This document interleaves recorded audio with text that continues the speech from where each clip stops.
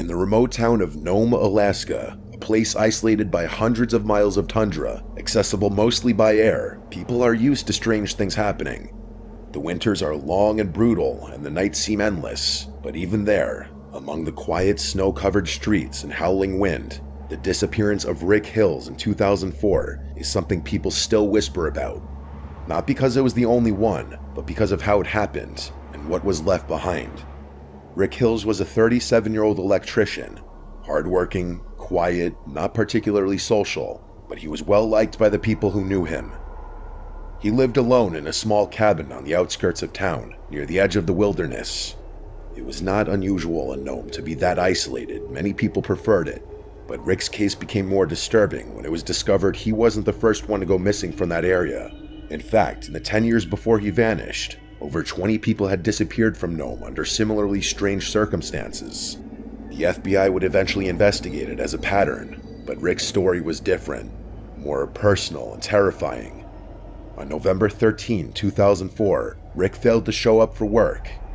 His boss called him repeatedly, to no avail. That evening, a coworker drove to Rick's cabin.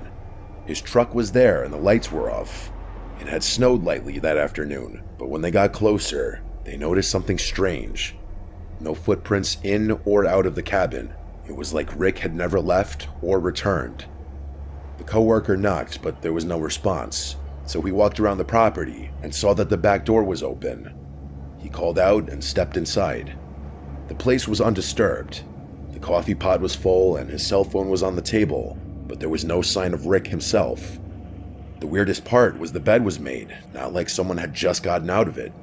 The weird part was that the bed was made so neatly, it looked as though no one had ever been in it.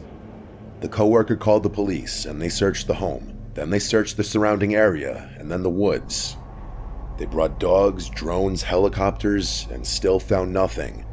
Even with the light snowfall, there should have been some sign of direction, like a trail or blood or something, but there was no trace.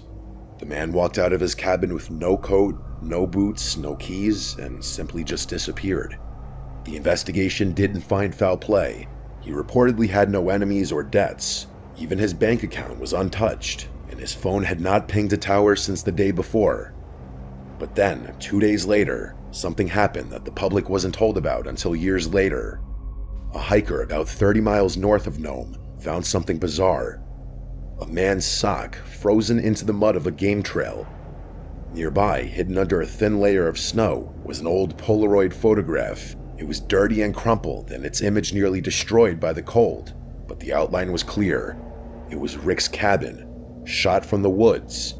The angle showed the living room window, and in the reflection was a face, but it wasn't Rick's. The photo was turned over to the police, but they never released it to the public. Years later, an officer who worked the case anonymously told the local journalist that it was the most disturbing thing he'd ever seen in his career, that the face in the reflection didn't look entirely human.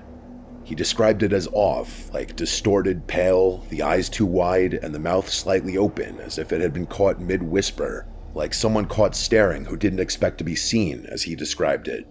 The area was searched again, but nothing was found, and no further signs of Rick. Locals started calling it the Watcher, saying something in the woods had been taking people.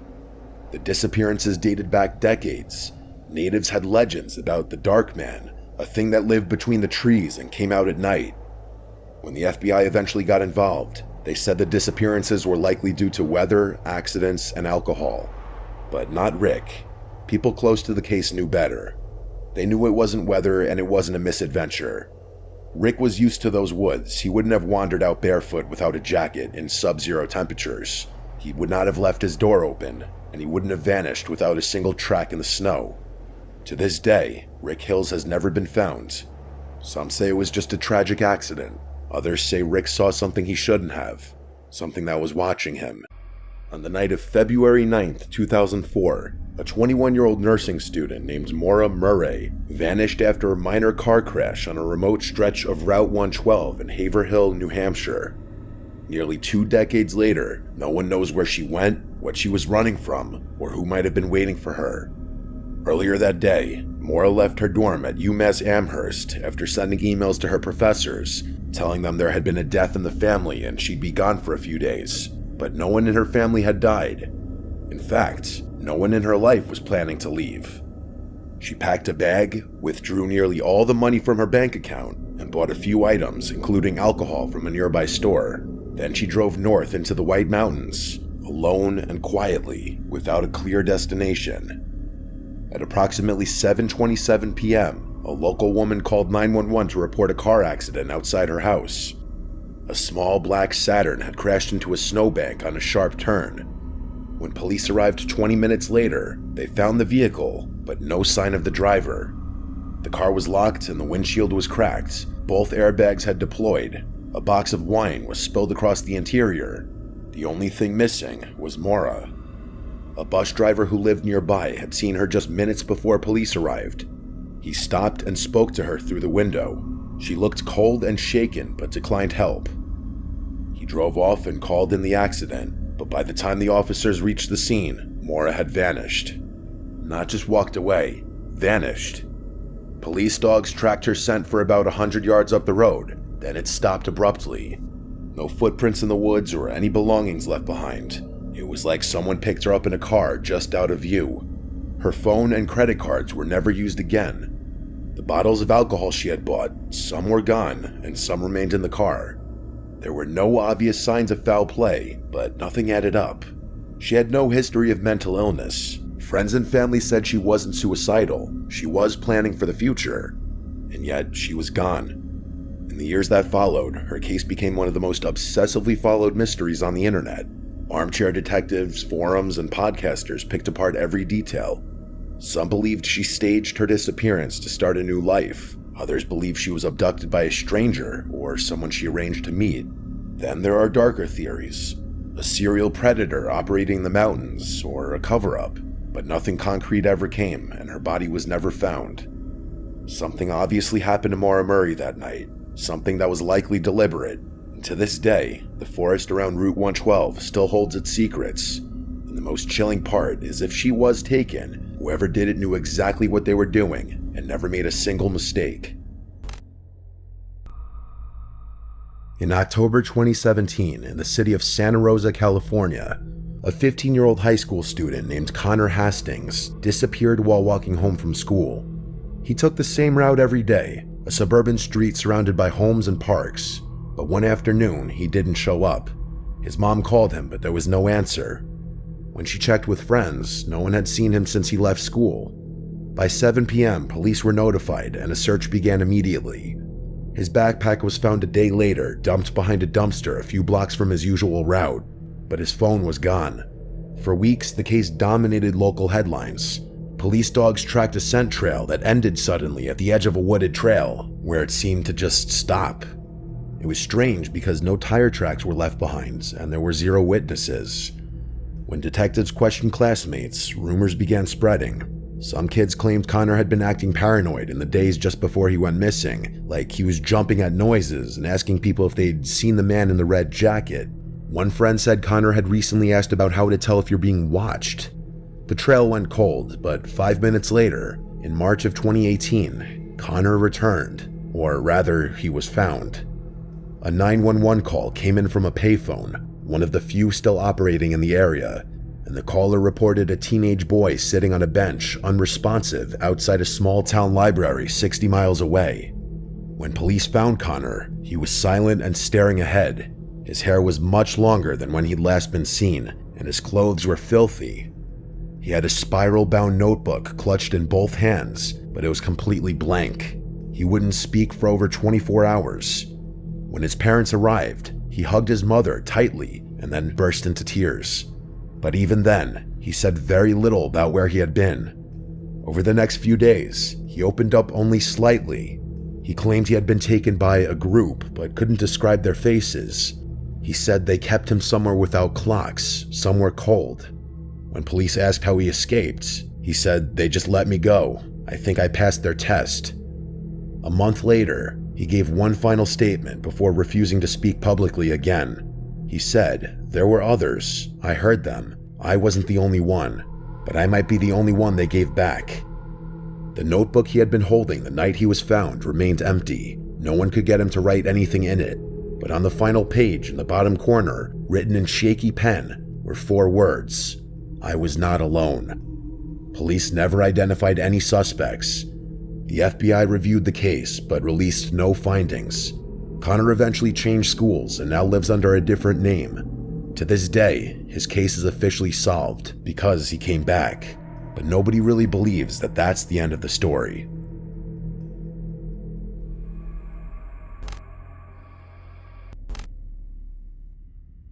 In August of 2008, a 24-year-old Canadian woman named Kayla Reed vanished from a small town in British Columbia. She had recently moved back in with her parents after going through a rough breakup and was trying to start over. One evening, she told her mother she was going to meet a friend at a coffee shop nearby. She left around 7:30 p.m. wearing a light hoodie and jeans, carrying her phone but no purse. She never showed up for that meeting. Her phone went dark less than an hour later. What followed was an immediate and massive local search. Flyers went up and volunteers swarmed the forested areas around town. Search dogs found nothing and there was no sign of foul play.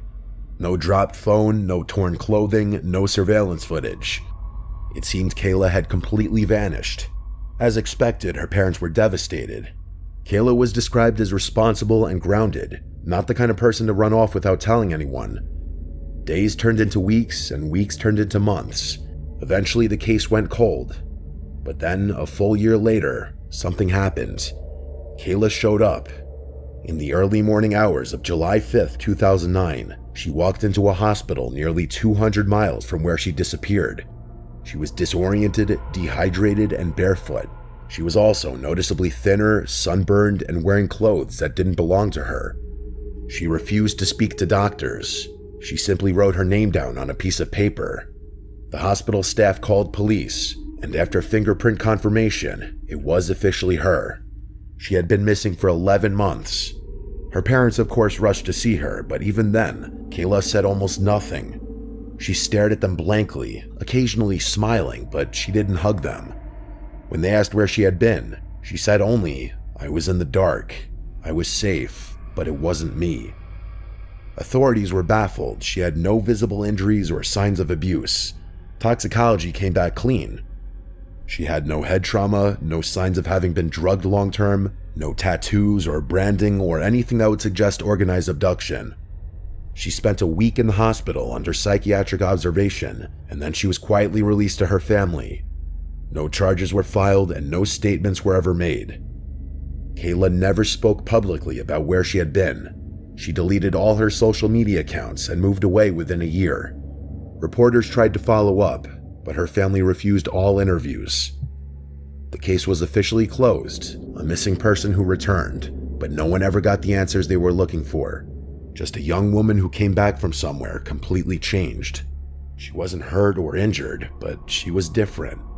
One nurse from the hospital said that in her last shift before Kayla was discharged, the girl looked her dead in the eyes and whispered, "Don't go into the woods alone, they find you there."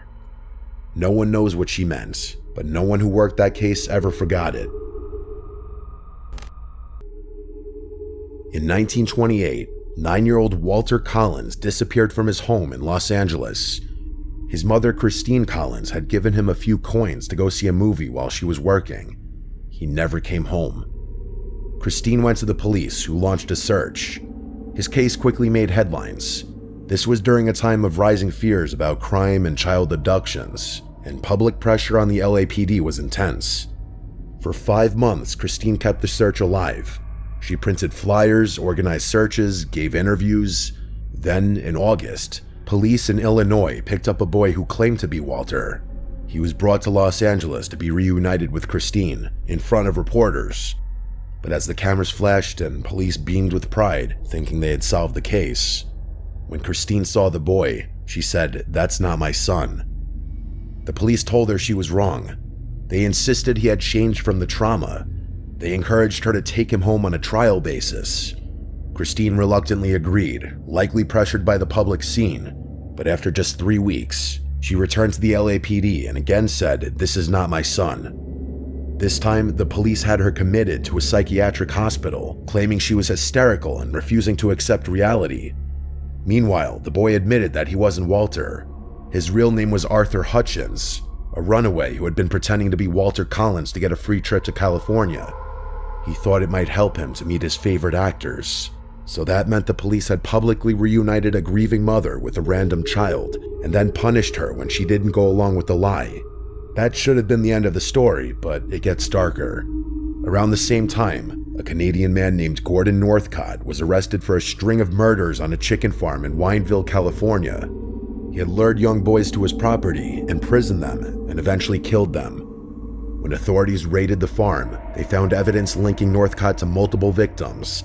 One of those victims they believed was Walter Collins. Christine pleaded for answers, but Northcott never gave a clear confession. He was convicted for other murders, but the fate of Walter Collins remained unresolved. Christine spent the rest of her life trying to find out what happened. She never gave up, and the city of Los Angeles never formally apologized for what they did to her, for locking her away when she refused to accept a lie. The story later inspired the film Changeling with Angelina Jolie, but the real horror is how it actually happened. A grieving mother gaslit by the system, a lost child exploited for headlines, and a police force more interested in good press than truth. In 1912, in the small town of Opelousas, Louisiana, 4-year-old Bobby Dunbar disappeared while on a fishing trip with his family near Swayze Lake. His parents claimed he vanished sometime during the day, possibly while wandering near the water.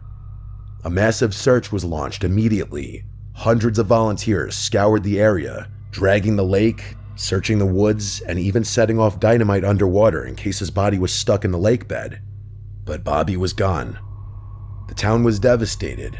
For 8 months, his disappearance became a local obsession.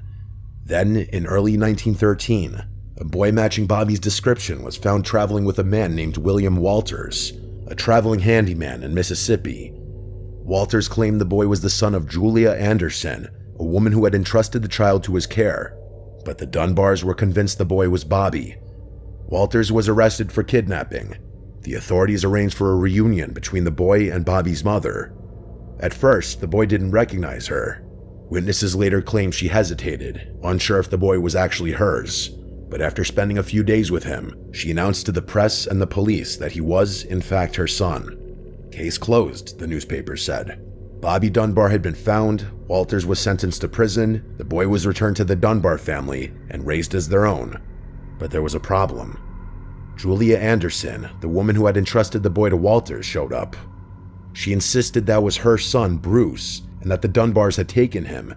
She had no money, no lawyer, and no support. When the courts ruled in favor of the Dunbars, she lost custody forever.